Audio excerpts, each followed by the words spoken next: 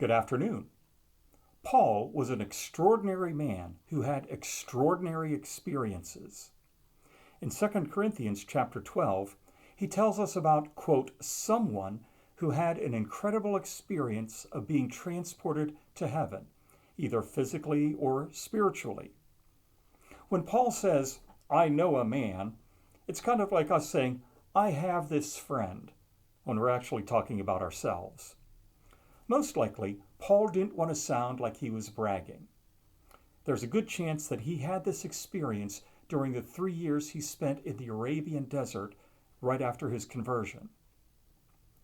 But life wasn't all about visions and heavenly interactions. In the last devotion, we talked about the struggles he endured because of the opposition he faced.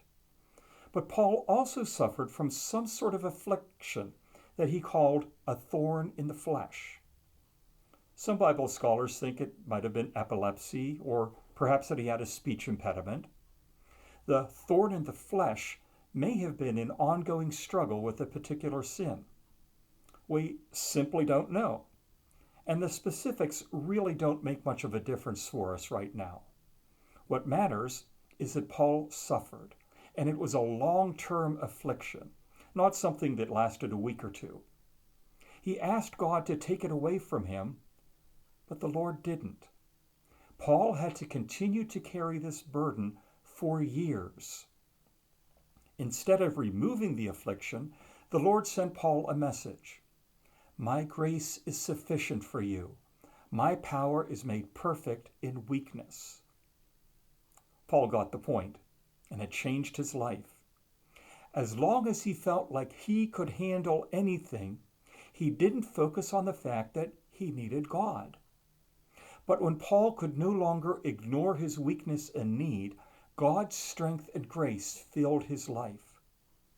The thorn in the flesh prevented Paul from feeling self-important because of his extraordinary abilities and experiences.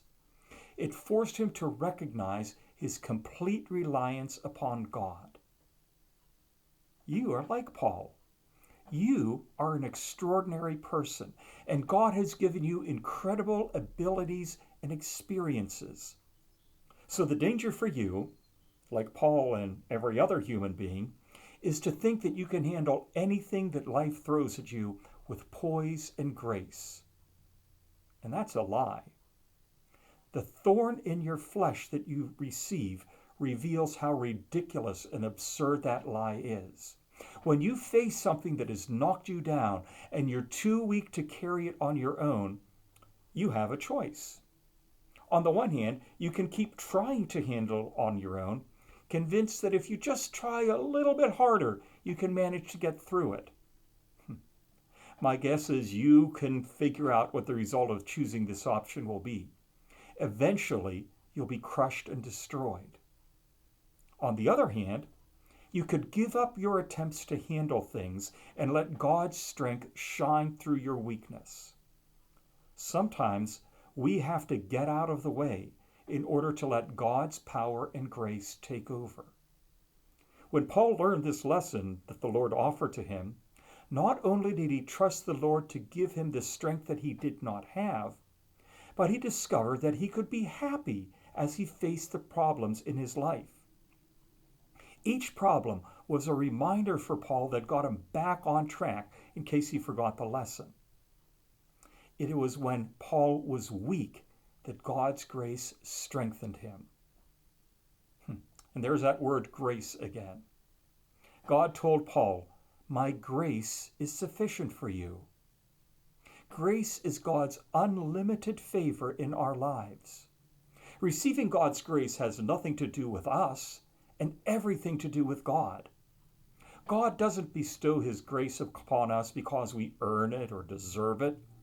We receive it because of God's character, his faithful love for each of us.